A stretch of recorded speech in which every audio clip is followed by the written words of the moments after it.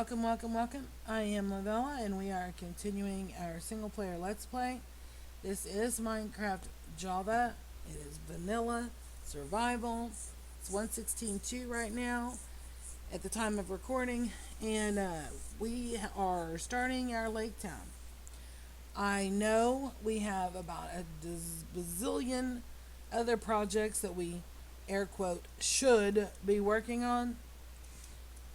But I'm not in the mood to work on those, so this is what we're doing. Okay. I don't know how this is going to work, but we're going to give it a shot.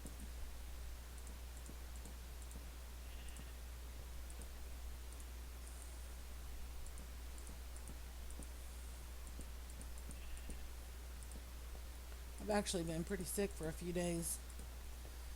I got off work,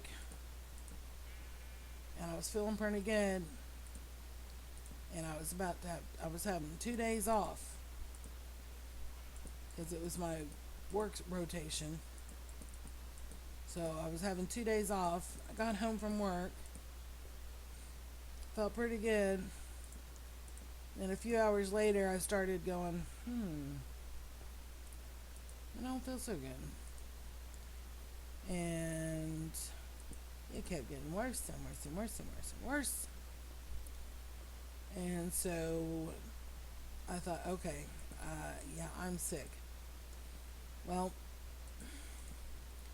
I thought, okay, well, at least I'm sick on my days off, and I'm not going to have to miss work. Yeah, I was sick on my days off, and I've missed 2 days' work. I'm doing better, much better, and I am going to go into work tonight. If I had the sick leave built up, I probably would not go in tonight, because I still don't feel awesome. But I feel well enough to struggle through my shift, and they are going to let me work on someone else's shift a couple of nights to make up for what I missed, so I can still pay my bills and eat. Okay. Ooh, I really don't want to. I need a stone axe. I don't want to waste my diamond.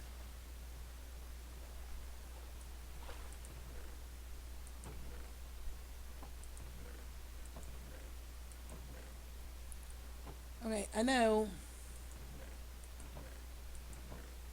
Okay, well, it's going to go in here. That's probably where it came from. I don't want to waste my diamond durability stripping logs. And yes, it's not staying like that. It's not staying like that. Nope, it's not. I'll take this dirt so we can get around.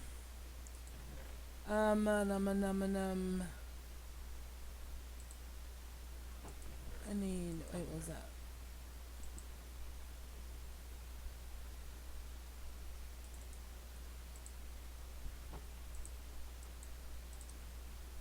Alright, I know I had cobble in here somewhere. Yes, I do.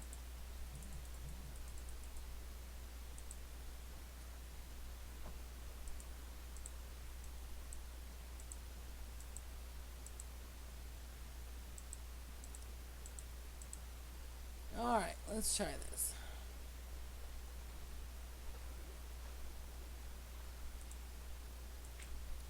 See, I knew there was a reason I was putting a staircase here, but I confused myself.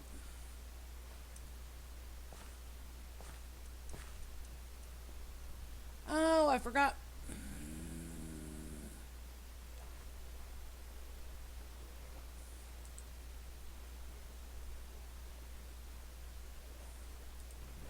No, I saw.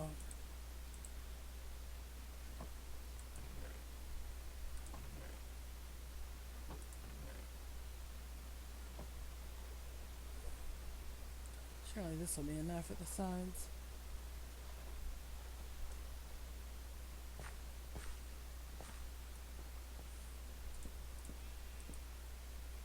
But anyway, so yeah, I spent my entire time off, plus missed 2 days of work, being sick. Not great. And not super thrilled about it, obviously, as it sucks.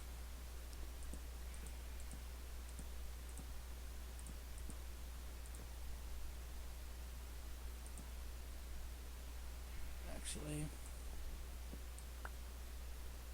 let's go ahead and use that.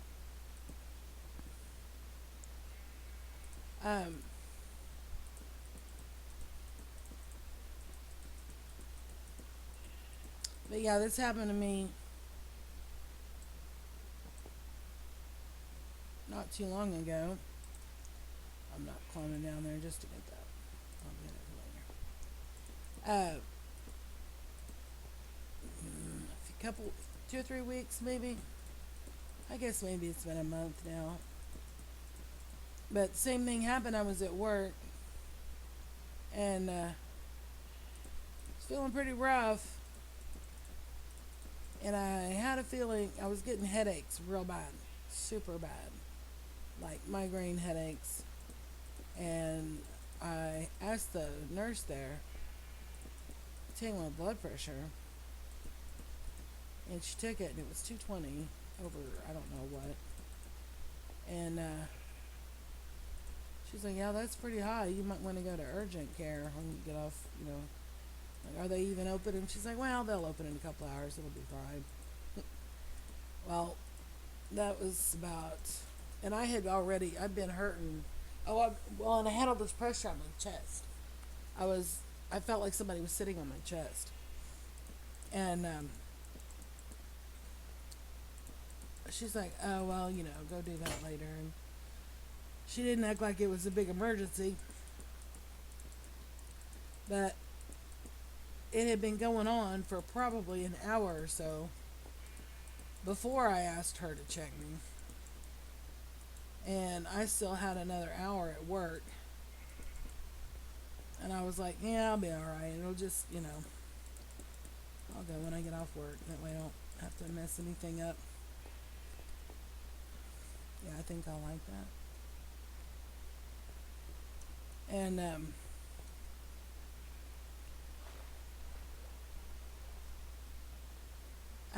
so, by the time I left work, I was pretty messed up. I was like, okay, I need, something needs to happen here. So, going home. So I went ahead and drove myself to the emergency room. I was like, yeah, I can't stand this. And the pressure on my chest was getting worse to the point where I was like, I couldn't catch a breath, where you're just kind of gasping. And, I mean, I could breathe. I could take in air, but it was a struggle. Too much of a struggle. It shouldn't have been that hard. So, yeah, I go to the emergency room. And they get me back there, and of course, I realize the medical profession has really stepped up to the plate during this whole virus thing. But let me tell you something. They do treat you a lot different when you have medical insurance. Because there were a lot of years when I had no medical insurance. And now that I do, it's a whole new world. And I really wish that wasn't true, but it is. If you don't have medical insurance, they do what they have to do, and then you're done. They do no more than what they absolutely have to do to cover their butts. When you have insurance, they will kiss your butt right, left, and center. And that is so wrong. So wrong. Anyway. And I say that from personal experience. I am not speaking for every hospital out there. I'm talking about personal experience of having many, many years without insurance and having to go to emergency rooms. Yeah. Anyway, they were very kind to me. I have insurance now. And so I'm in there and they're hooking me up this and that and the other. Well, I'm one of those people, and I'm not going to say I don't have any veins, but trying to find a vein on me is a bit of a challenge. Trying to hit it. I mean, they can find them, but trying to get a needle in one,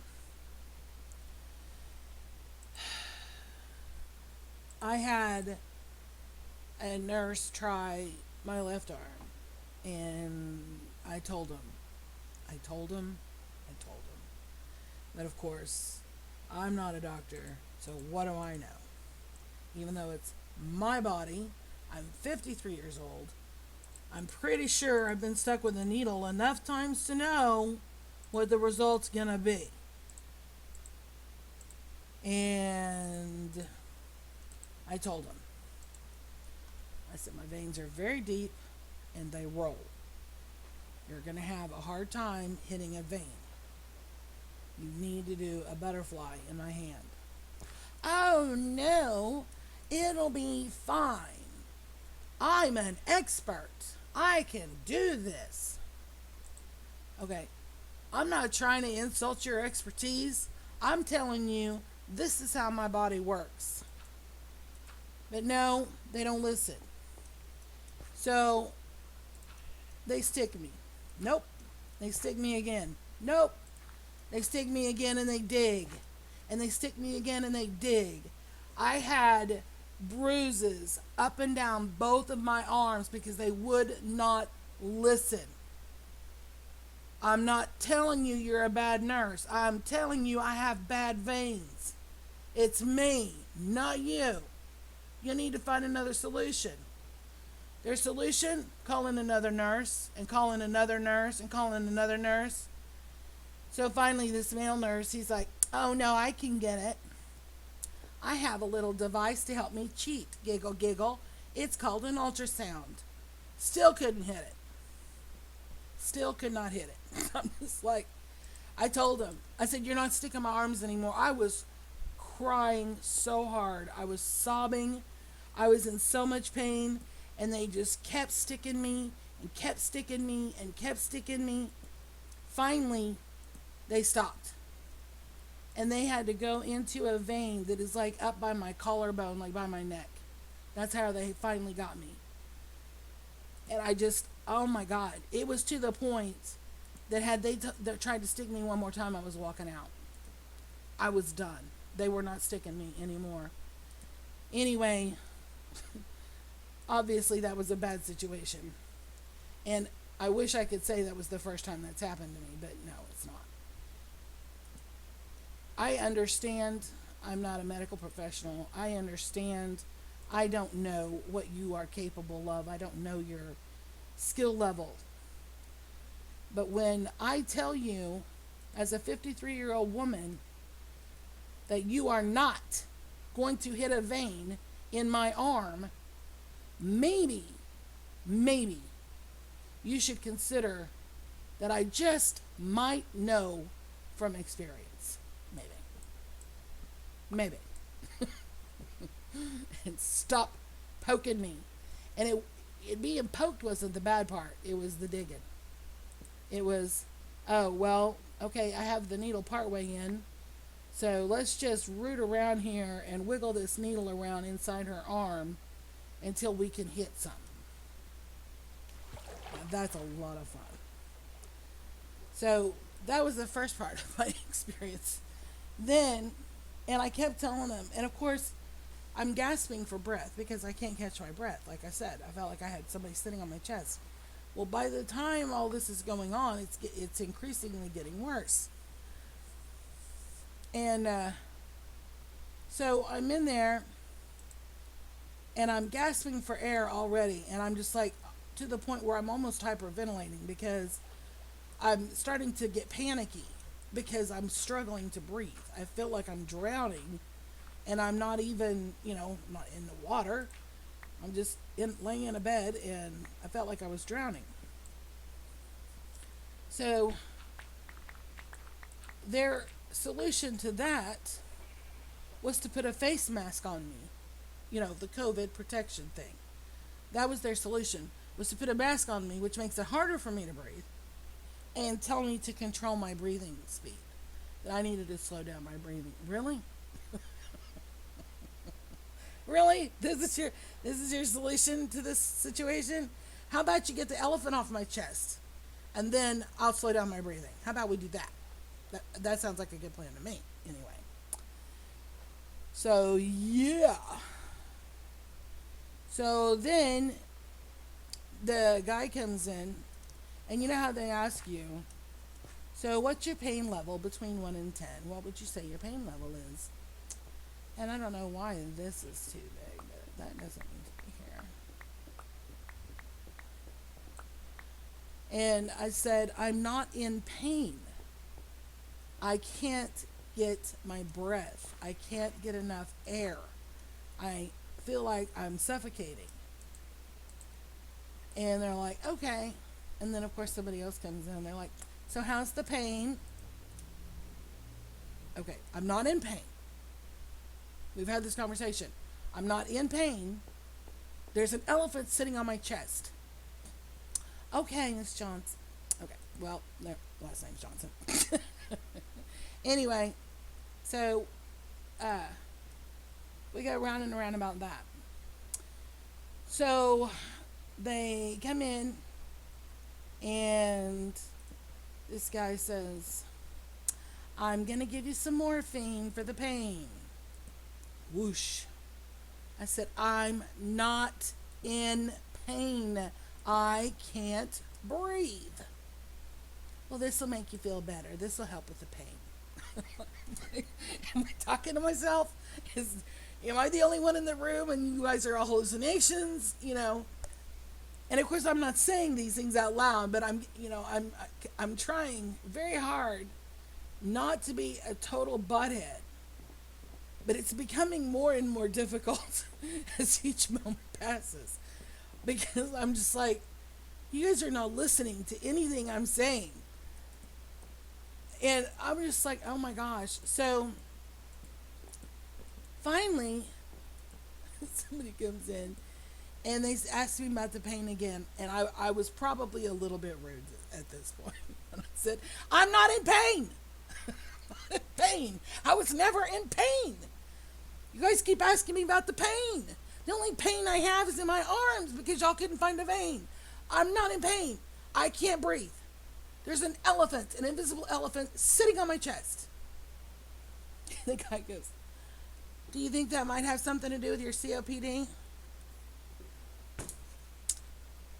I wanted to say, well, you're the expert. I said, I don't know. Do you think it could be the COPD? He says, I'll tell you what. How about we try a breathing treatment? See if that helps. Well, no, that sounds like a plan to me. So they come in, they do a breathing treatment. And oh my God. Night and day. I bet I finished that breathing treatment and I passed out like less than 2 seconds after, because I could breathe. What am I doing? They did that breathing treatment and all of a sudden the sun came out. There were rainbows. There were butterflies. Unicorns were dancing and prancing in the meadow. Oh my gosh. It was awesome. I could breathe. Oh, best thing ever. I was just like, okay, I'm going to go night-night now. And I did. I fell asleep. I was wore out. And of course, the whole time this is going on, my blood pressure is out of this world. I mean, it's just crazy high. So, yeah, they did the breathing treatment. and everything was better. Everything. I didn't even care about my arms anymore. I didn't care about anything. I just fell asleep because even the morphine didn't knock me out. I was still gasping for air. I was just like, you guys don't understand. Somebody is sitting on my chest. I can't breathe. So, yeah, once they did the breathing treatment, everything was good. So finally, everything got situated, and they ended up sending me up to ICU. And I was up there, and the staff up there were super nice to me.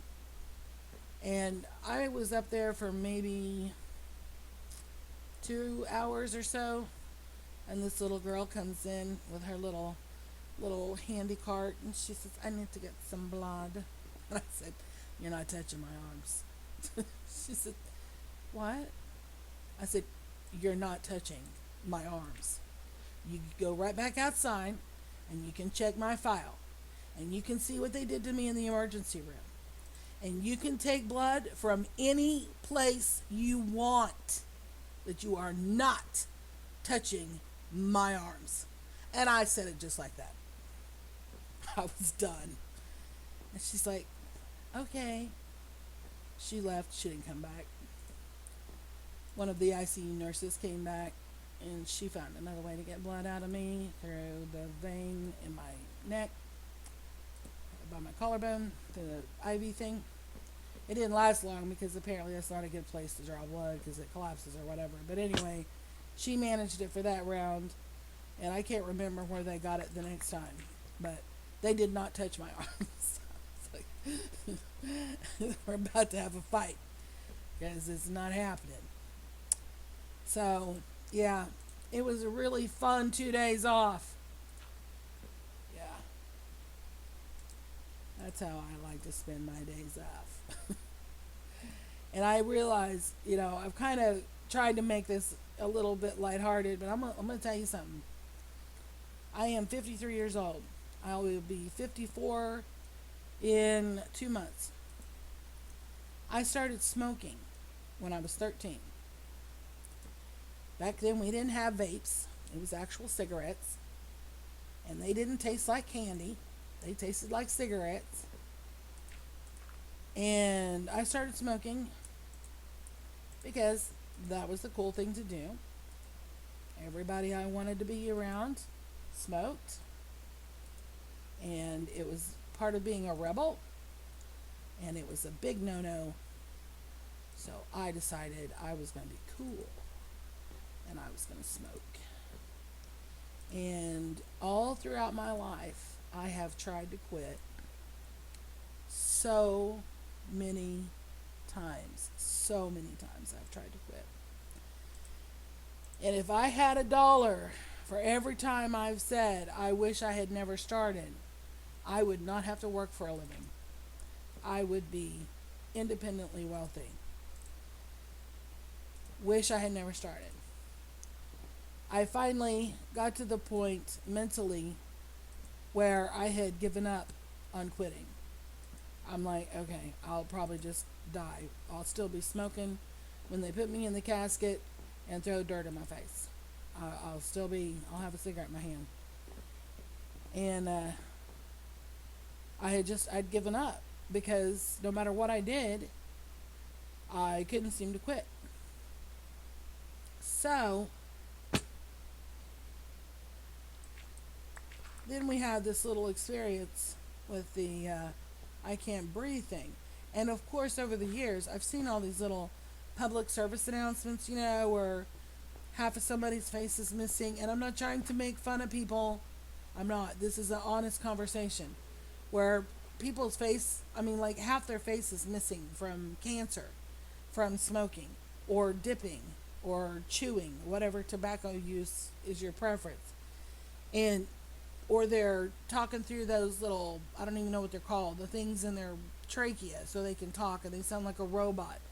And they're warning people about the dangers of smoking. And I've seen those a million times. And every time I see one, I feel bad for that person. My heart actually clenches for that person. I can feel I feel so bad for them. I wish I could turn the clock back for them, but it doesn't make me want to quit. It doesn't change how I feel about it because I've already decided I can't quit. It's going to kill me. That's just the way it is. But let me tell you something. All the lectures I've had over the years, all the things I've seen on TV about it, all the doctor visits, oh, you're going to kill yourself with this, blah, blah, blah. Heard it all, heard it all, heard it all. None of it mattered. But, here comes the but. When you are in that emergency room and you can't breathe, when it is taking everything you have to suck in a fourth of a breath of air, your mental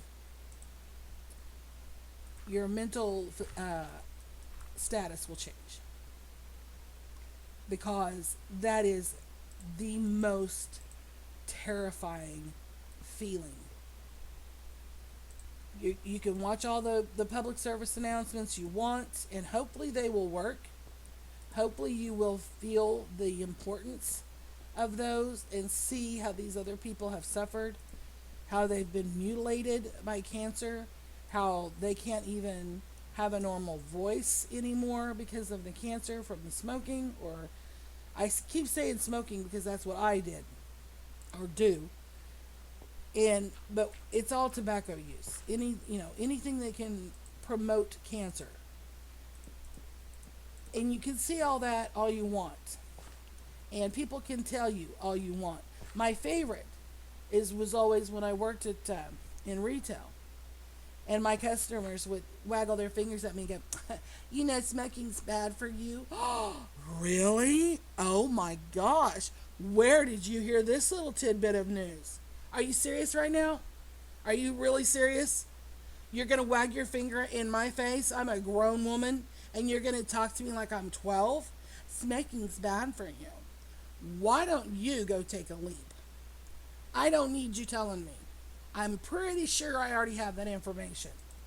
And that's a very nice way, because there was a lot of other things this old woman wanted to say. Trust and believe. You're going to wag your finger in my face. I'm a grown woman. I've been smoking for 40 years. You think I don't know it's bad for me?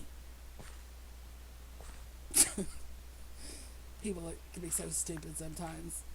And the thing is, they weren't even kidding. They were sincere. They were honestly, you could tell. This lady honestly thought she was helping me by lecturing me about the dangers of smoking. How about you go do some research on the dangers of lecturing other people about how they should live their lives? How about you do that? Because that can be pretty dangerous too.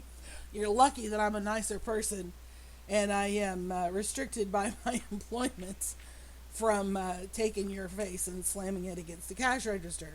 So how about you not stand here and lecture me about my life? Anyway, that got a little more intense than I intended, but it really burned my butt. It really did. So anyway, after this experience with the emergency room, I am trying to quit.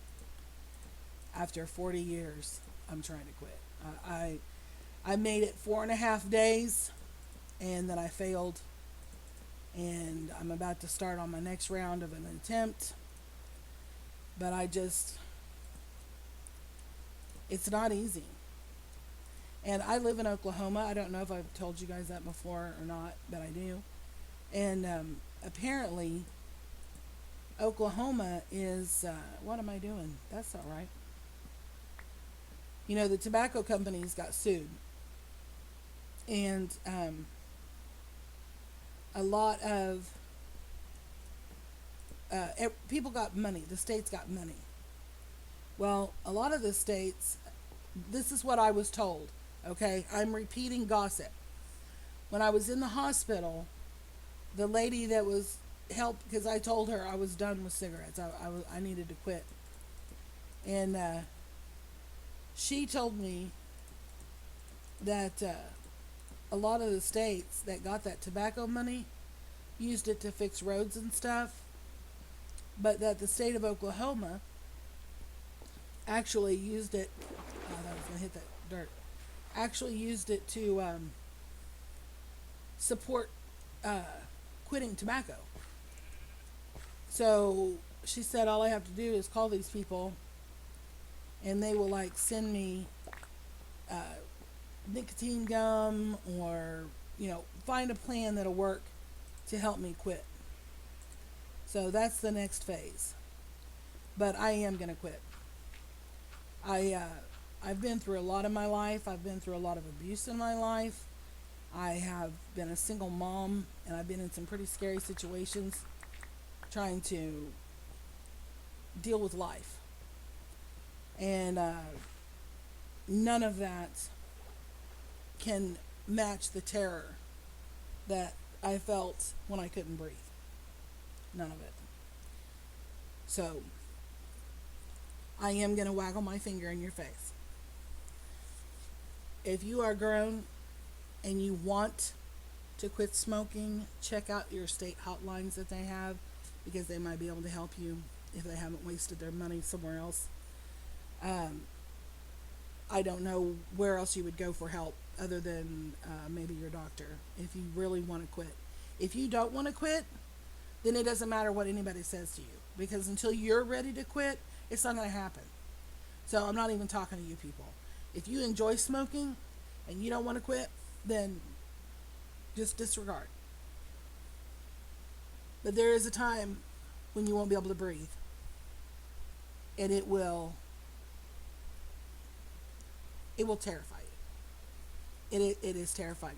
I can only imagine, I can only guess that that's what it feels like to be drowning. Anyway, if you are young, I am most definitely wagging my finger in your face. Stop the vaping. Vaping, at least with cigarettes, we know what poison we're taking into our bodies. It's been around long enough. They've done enough research. They've done enough exposés on it.